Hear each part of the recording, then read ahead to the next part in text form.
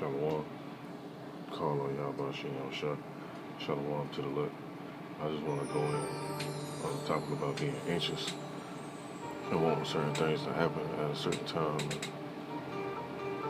When you actually praying for those things and you're sitting there wondering why this didn't happen, hey, the Most High move in a different time frame, so you have to be patient. And understand that the day with the Lord is 1,000 years of man. So the stuff you might ask for, it don't come necessarily right when you want it. It come when you need it.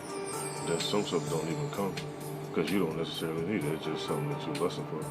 So I'm gonna pull a few precepts and I'll just get straight to the point. So it's in the book of James, chapter 4. I'm sorry, verse 2. It says, "Ye lust and have not, ye kill and desire to have and cannot obtain. Ye fight and war, yet ye have not, because ye ask not. Ye ask and receive not, because you ask amiss, that ye may consume it upon your lust." So a lot of stuff that a lot of people want, because your family members might pray for stuff, or your friends or whatever, and they be wondering like why they ain't get it yet. A lot of that stuff you really don't need. It's just be stuff that you be lusting at. Though you see somebody else with it, and you might want it. You see somebody else doing it, and you want to do it. And it also might be something that's destructive to you on your path of life, or whatever. Because just because somebody else doing something a certain way, don't mean you can do the same thing that way as well. I'm gonna read on some more.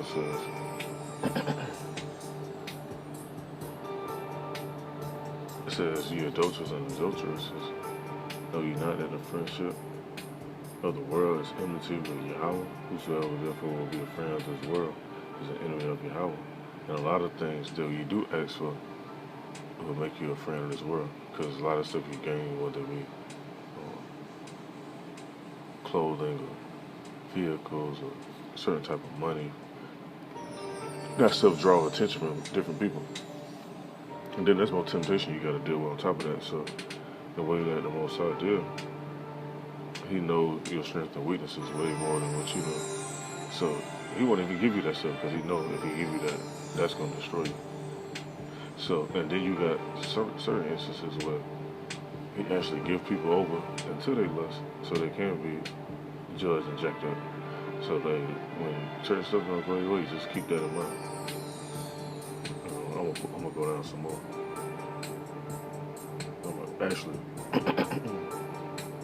I'm gonna come back to this.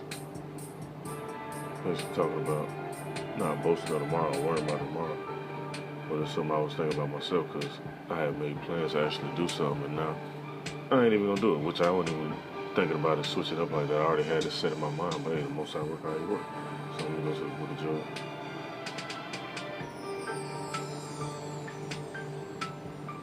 It goes into how He put visions in men's, or He sealed the instructions.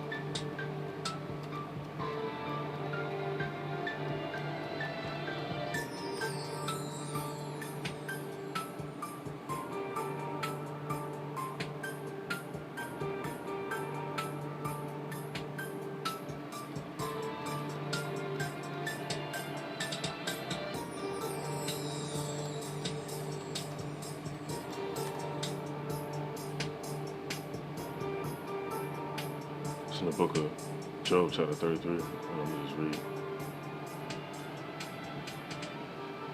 Let me see exactly where I'm going to start. I want to start right at verse 17.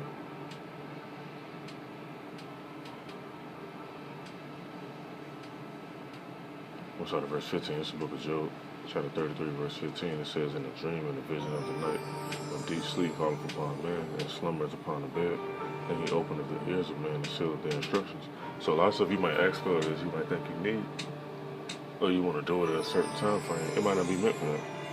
Most time may be keeping you from certain judgments, whether it might be wrecks on the road, people driving crazy. Somebody else judgment might be lined up a certain way, and if you was driving, you can get in the path of that.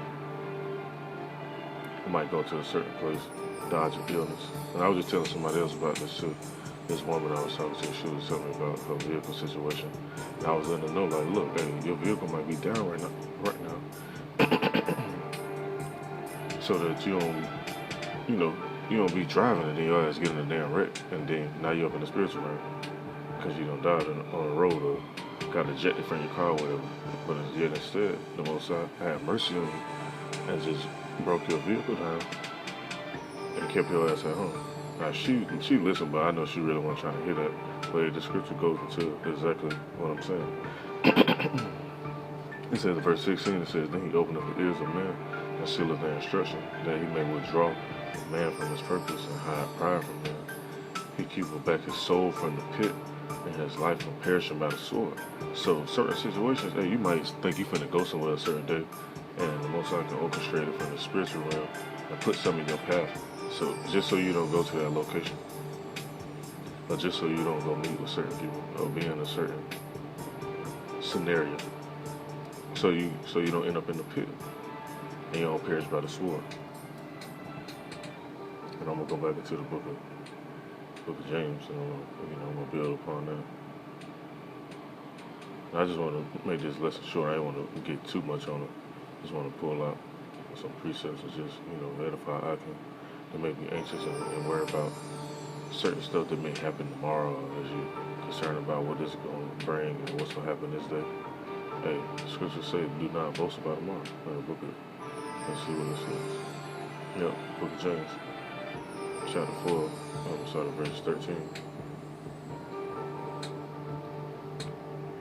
It says, go to now, ye that say today or tomorrow we will go in such a city and continue there a year and buy and sell and get gain, whereas you know not what shall be on tomorrow. So you can say you're going to do all types of stuff tomorrow. You don't know what the Most High got orchestrated and lined up. He got a whole different agenda. Now it says, but what is your life? It is even as a vapor that appeareth for a little time and then vanisheth away. For that you ought to say, if the Lord will. That's why he is saying, I can, if the Lord's willing, out of one righteous out of righteous because if it's the Lord's will, stuff will go how it should go. Now it says, if the Lord will, we should live and do this or that. But now you rejoice in your boastings.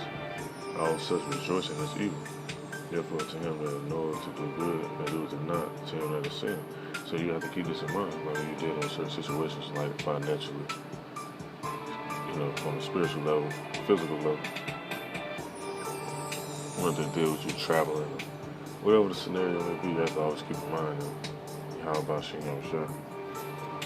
orchestrate stuff too. And already done sealed in your mind what you gonna do. Now, do we give us room to make decisions? Yeah, that's why they say do not boast. Because some people, they'll be boasting, not realizing that the Most High orchestrated the whole scenario that just went down, thinking it was just of them, but it wasn't of them. Now, let me pull some more precepts and I'm in this up.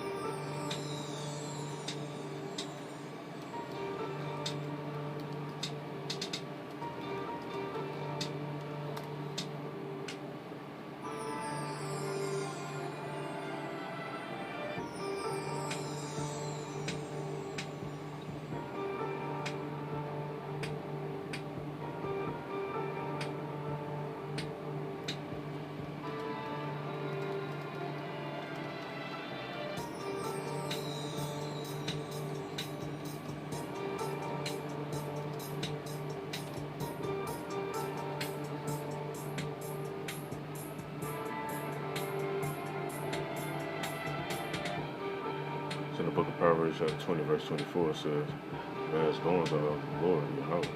How can a man to understand his own way? And he the one that guides your steps. And if you're on the good side, hey, certain stuff he ain't even gonna let come your way and come in your life. He's gonna keep you from certain stuff. And I'm gonna get some more precepts to build upon that. Like I said, it says in the book of Psalms, chapter 37, verse 23, it says, the steps of a good man are ordered by the Lord Yahweh, and he delighteth in his way. So if you're a good man, you might think you're going, of course you go through adversity or whatever, but that adversity is to make you better, to make you more wise, to show you a lesson, so you can learn from it. Like, okay, damn, that's why that scenario happened. Because if you would have went somewhere, like for instance, just a quick testimony. I was applying for this job, and I actually got in there, but they didn't call me at first. They ended up calling some other people. And other people that actually went before me to go do this particular job, they actually died.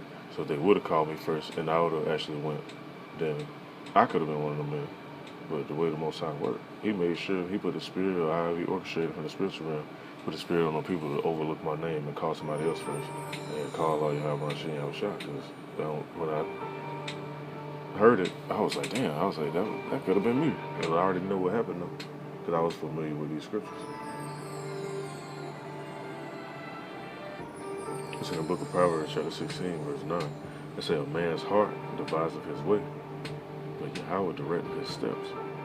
And so you can say what you want to do and all this stuff, but the Most High direct your steps. That's why a lot of people do stuff and they be wondering, like, damn, I ain't even try to do that. And then it'll get done anyway. I'm gonna pull some more and I'm gonna end this off. Let me see.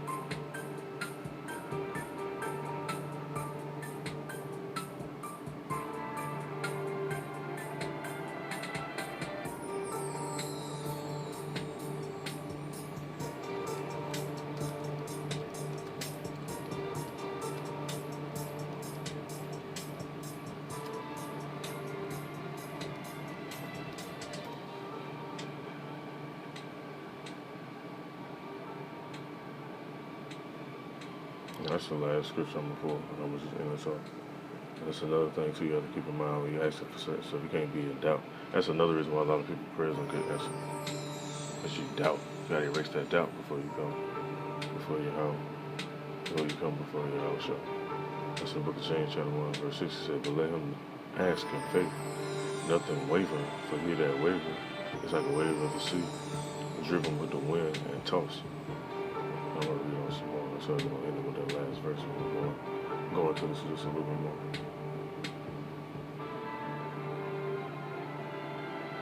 It says in verse 7, it says, for let not that man think that he shall receive anything of the Lord.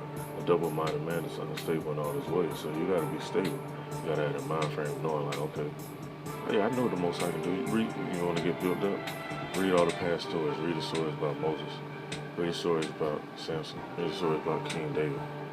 Read the stories about Ezekiel. Read the stories about Jeremiah. Read the stories about Peter. Read these different stories. And when they fasted and prayed, read the stories about Ezra, Tobias, all these different men that had these different testimonies. Read that, get built up. And when you go pray to the Most High through your hour shot, because you have to pray through the mediator. You can't just go directly. Anybody teaching that or trying to push that out, and they going off and they going completely against the scriptures. But when you do that, quote scriptures when you pray. And the Most High gonna hear His word. They're gonna hear your words that you ask Him, and He's gonna remember His word. Like the scripture said, He's not a man that He should lie. So if you put it down in the minds of the prophets and other teachers and apostles that actually write down these scriptures and compose these words together so we can learn and get built up, best believe He's going to act upon it. So, I just want to bring that out. Lord's willing is edifying. Call all y'all about Shalom to the left.